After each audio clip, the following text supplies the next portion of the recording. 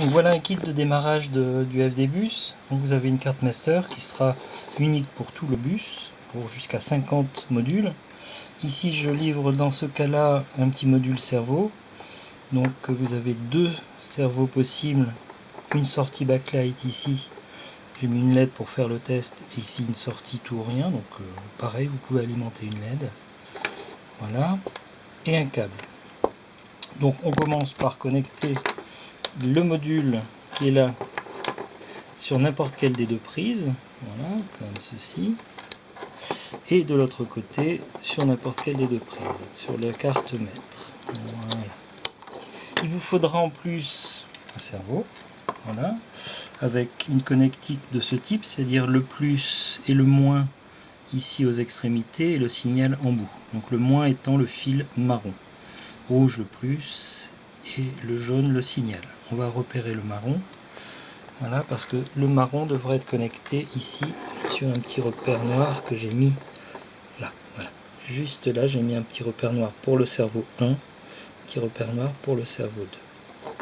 On peut le brancher de suite. Donc on va prendre ici le marron que l'on met sur la partie noire comme ceci.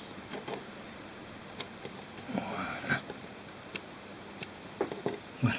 Hein, donc le marron sur la sortie noire. Voilà, le cerveau est branché. Il vous faudra aussi une alimentation 5 volts et un câble USB de type B, comme celui-ci. Donc on commence par brancher l'alimentation, 5 volts, le rouge étant le plus, voilà, le rouge le plus, et de l'autre côté la prise USB.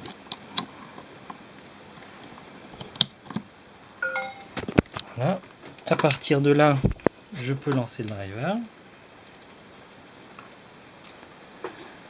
Voilà. Le système a reconnu un module en adresse 253. En 253, pourquoi? Tout simplement parce que voilà, le module, vous avez un grand chiffre. C'est le module numéro 253.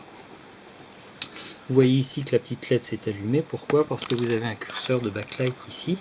Si je le déplace, je peux agir sur tous les modules qui ont un backlight. Donc là, si je touche à ce curseur, vous voyez que la LED soit diminue d'intensité ou augmente selon la position de curseur. Très pratique si vous voulez alimenter vos modules.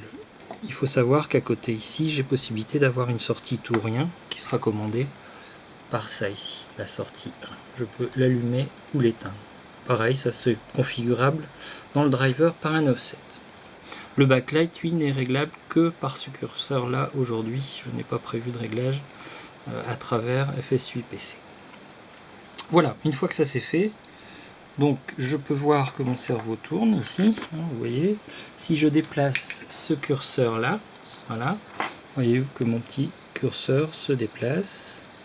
Donc l'idée c'est de trouver le maximum ici, en faisant 7 max, de déplacer le curseur, voilà, et de repérer la position ici. Donc j'ai déplacé le curseur comme ceci, voilà, de trouver la position minimum en faisant 7 minimum ici. Une fois que ça c'est fait, je vais dans paramètres, j'ai mes deux valeurs qui se sont renseignées tout seul ici. Je fais écrit et prom. Il me demande de mettre un strap de configuration, ça c'est pour la protection physique du matériel. J'appuie sur le bouton qui se trouve ici, sur le côté, là j'ai mis un petit bouton là, voilà. Et à ce moment-là, vous validez.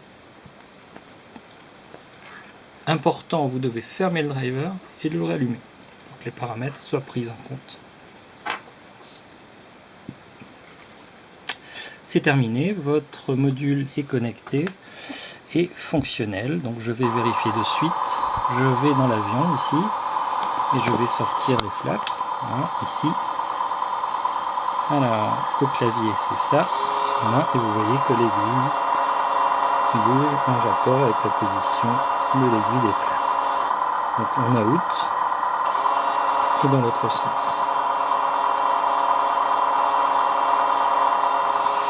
Voilà, votre système est opérationnel.